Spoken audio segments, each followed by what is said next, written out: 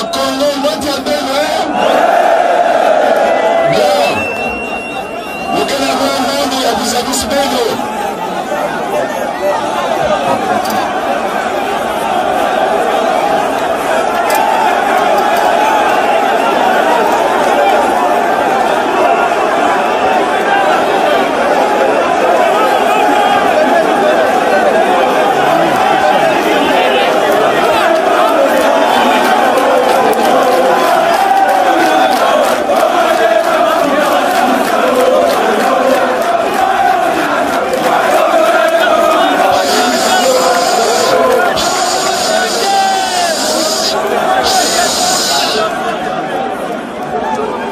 Chers compatriotes,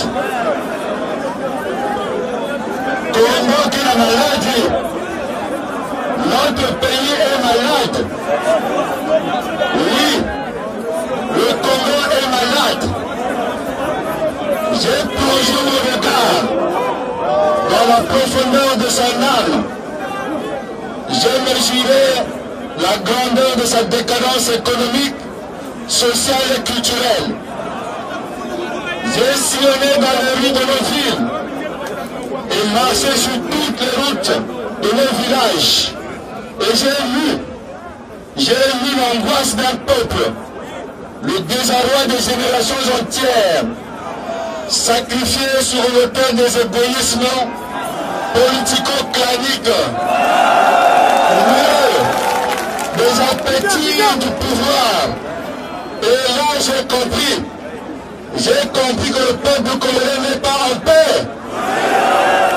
Il est phagocyté par un système politico-économique corrompu. J'ai compris que ce peuple n'est pas en paix. Il est bâillonné par un système électoral mafieux. Non, ce peuple n'est pas en paix. Il ploie sous le poids du chômage de ces jeunes qui à 30 ans est revenu vivre encore sous le toit de leurs parents. Non, ce peuple n'est pas en paix.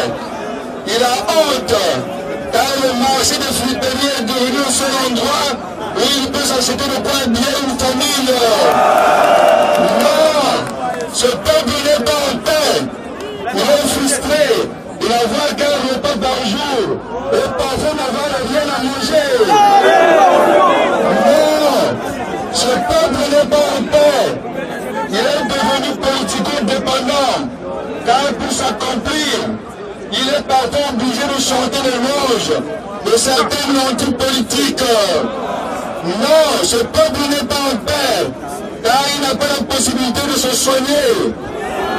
Non, ce peuple n'est pas en paix, car son système éducatif est au plus bas, avec des taux de réussite aux examens de 10%.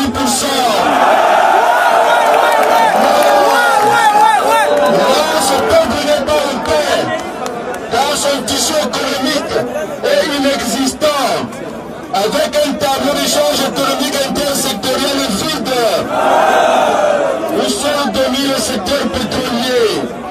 Non, ce peuple n'est pas en paix, car dans ce pays se creuse chaque jour le fossé entre les nouveaux riches et le peuple.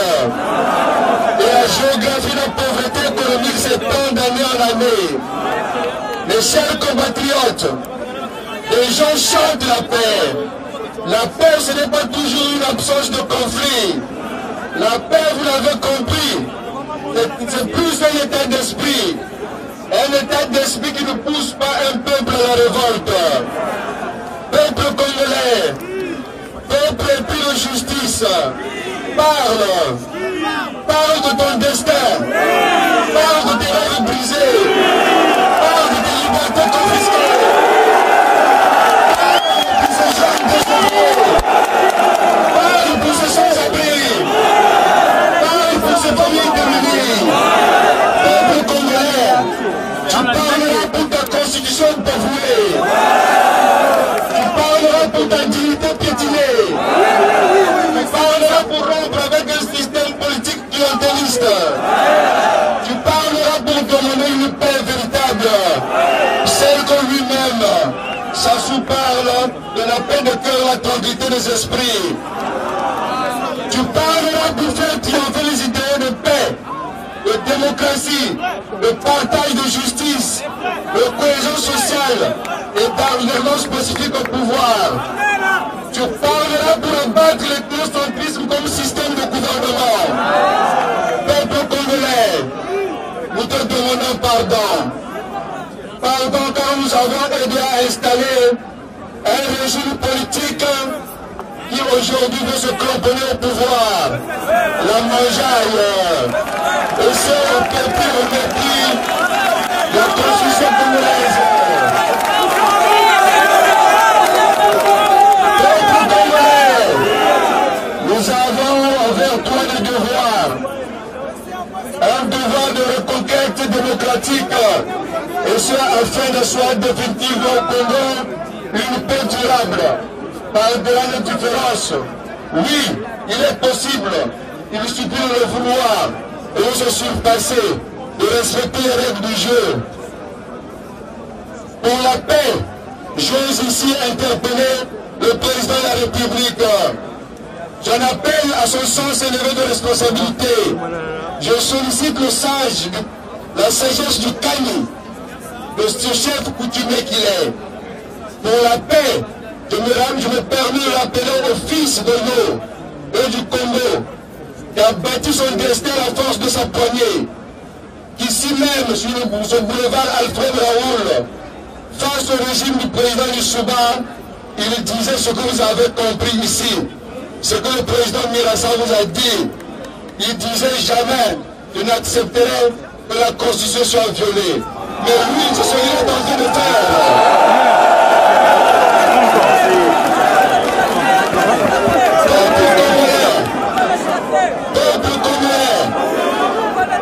Nous nous adressons ici au président de la République, ici même, au boulevard des Armées. Il était avec un grand compagnon, Bernard Kolelas. Bernard Kolelas, dont il connaît la droiture et la grandeur d'esprit. Bernard Kolelas, avec qui il a signé l'accord du 28 mai 1997, dit accord de Sangolo, et qui aujourd'hui il oublie cet accord. Peuple congolais, peuple congolais,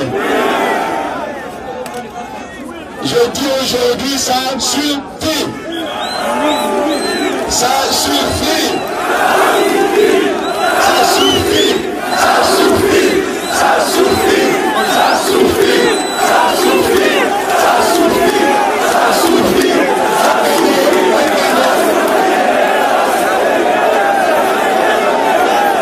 Merci beaucoup. Merci beaucoup.